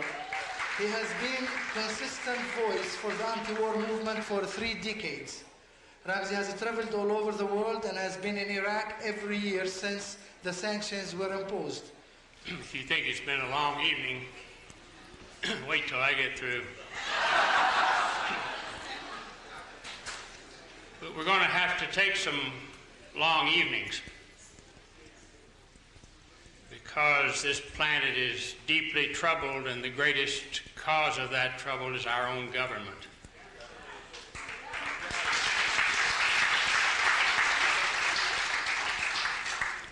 In the speech that Reverend James Lawson referred to, that Martin Luther King made on April the 5th, 1967, the most startling thing that he said at the time, and the thing that caused the most anger and hatred to be directed toward him, was this sentence: "The greatest purveyor of violence on earth is my own government." 31 years ago.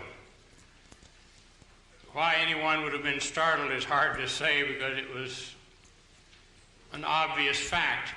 But apparently we need more education in the obvious than we do examination of the obscure and unknown. Last year, U.S. military expenditures, with all the suffering on the planet, all the sickness and hunger and ignorance and pain, the American military budget was $265 billion. The second largest government expenditure for militarism was $48 billion, and that was the Russian Federation. The United States military expenditures exceed those of the top 12 government expenditures on earth by themselves, and are more than a third of all the military expenditures on the planet. We have a war party in this country, and we've had it all along.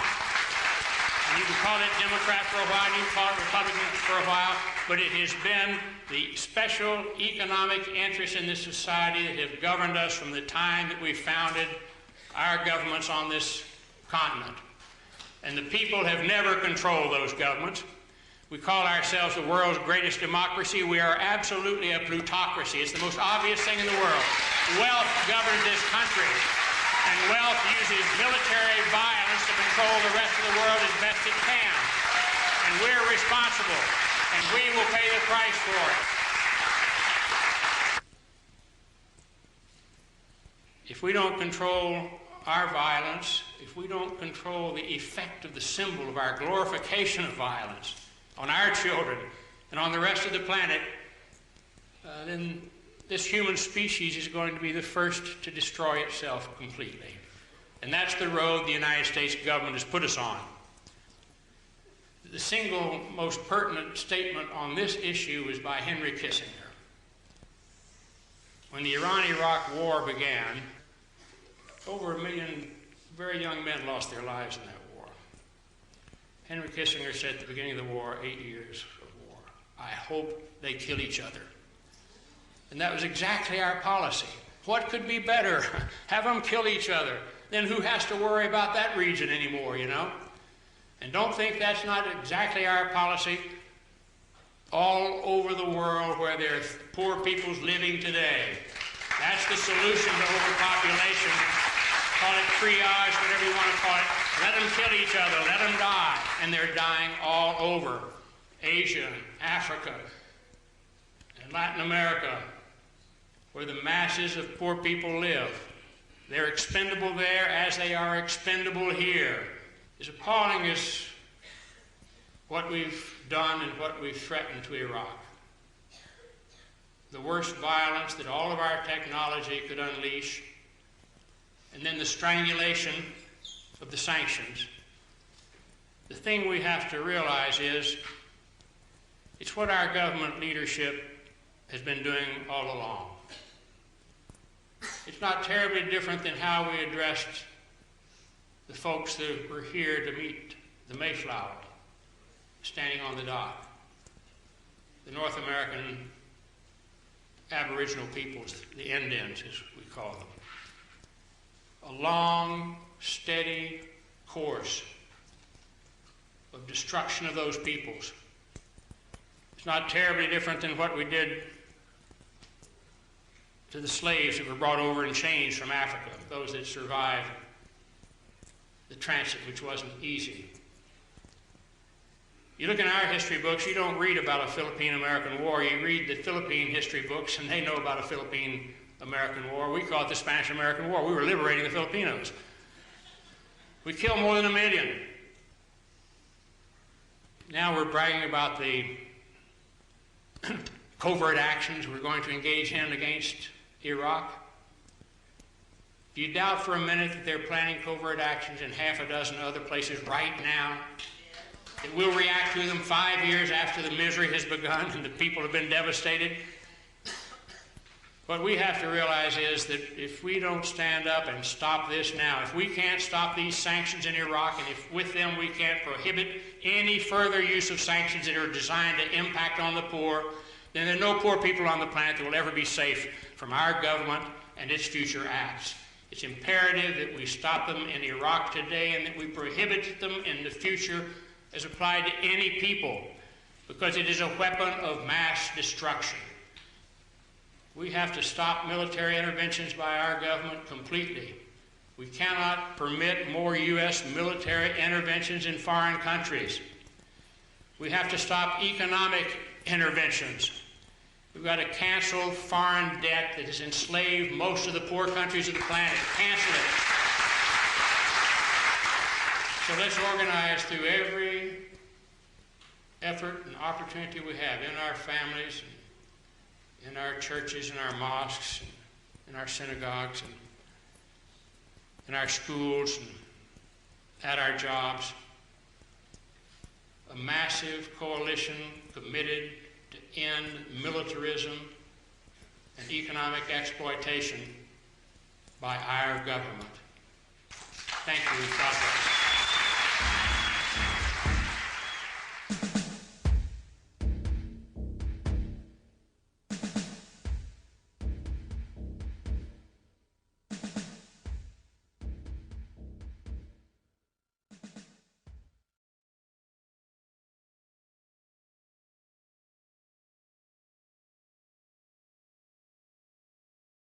On September 1st, 1987, S. Brian Wilson began a protest at the Concord Naval Weapons Station near Oakland, California. That's one of the places that send out the weapons that have killed or injured tens of thousands of people in Central America. Brian delivered a letter to the base commander telling him that on that day he'd begin using his body to block the trains carrying those weapons. His hope was that if they stopped the train to save one human life, they were not far from understanding they could also stop it from destroying many human lives, each of equal value in Central America. They must have known he meant business. 1 year earlier, with 3 other veterans, he'd gone without food for 36 days on the steps of the Capitol to persuade Congress to stop the killing in Central America. Brian Wilson, former high school jock, former Air Force security officer in Vietnam, former dairy farmer who'd received a commendation for his work with the traumatized veterans of Vietnam, was run over that day. He'd put himself in the place of the people of Central America, and in doing so, he opened up the deepest truths of human existence. For the life and times of Brian Wilson had turned him into a satyagrahi, a practitioner of the nonviolent resistance to evil. The path taken by Martin Luther King, Mahatma Gandhi, and Archbishop Romero of El Salvador. Brian trusted that even greater than the power of a speeding train is the power of truth and love. He showed a new kind of heroism, the kind that may just bring the world back from the brink of self-destruction. He acted on his faith in the unity and sanctity of all life, and that if one person will speak and act upon this truth, it will open the hearts of many and provide us a way out in this most desperate moment. 5% of the people of the world live in the United States, but we consume 40% of the resources of the world. We have become used to thinking that we have a right to all that we have, no matter what damage we do to the earth or to other people. We have become detached and disconnected from reality. We have become detached from the earth, we have become detached from the feelings and lives of people elsewhere if it interferes with our right to maintain our lifestyle and standard of living. I would submit to you that we're on a course leading to inevitable annihilation. Martin Luther King said the issue is not between violence and nonviolence, it's between nonviolence and non-existence. The course we're on in the first world is a course of ultimate destruction. Do we want to be part of this course of ultimate destruction, or do we want to be part of hope and affirmation and justice for all people of the earth and for the earth itself, without which we cannot live? Yes, I'm talking about a nonviolent revolution of consciousness, a consciousness that is able to understand how we're all inextricably connected to each other on this earth and to the earth itself, and that if we violate those fundamental principles, we do so at our own peril. Yes, we can continue to live in this delusion and the denials of reality because it's painful, it's frightening, sometimes it's terrifying. Just as Vietnam vets have understood, it's terrifying to face the truth, especially when you don't have anybody to talk to. How can we continue as a civilization of we the people if we have to do it at the expense of maiming and murder of people all over the world, whether it's in Angola or El Salvador or Guatemala or Nicaragua or Cambodia or Vietnam or South Africa? Are we going to watch this happen again? Do we just go about our business as usual and know that another 5,000 people will be killed in our name? Or do we have to think about a paradigm shift that somehow is able to experience the anguish of the earth and the anguish of the Nicaraguans and the anguish of the El Salvadorans, whose lives are being threatened by our guns and our money because we have to protect our national security? Well, I hope and I challenge all of you to think, but more importantly to feel in your heart how you might be able to act in such a way so that the world can live in peace and justice. And I'm liberated. I'm free to stand anywhere, any place, and tell them they cannot continue to kill mothers and fathers and children in my name as a citizen of the United States. So I ask each of you to search your hearts as to what your truth is for being a citizen of the earth, promoting justice as a foundation for peace. It's not going to happen magically, and I think it's not going to happen by relying on these political structures and institutions in Washington. I think we're going to have to wage peace in the most extraordinary ways, whether our government wants it or not. And so I simply say that you will know in your heart, I believe, what to do. But I know that without a nonviolent revolution of consciousness, we will not survive as a civilization or as a planet. We are at an extraordinary point in history where we can choose to have peace if we want to pay the price. And what more glorious goal and value do we want than peace for all people? And so I look forward to working together with you all, with we the people, to build a new society, a society that understands that we are not worth more and they are not worth less, and that we will be willing to pay the price and take the risks to wage peace with all fellow and sister human beings.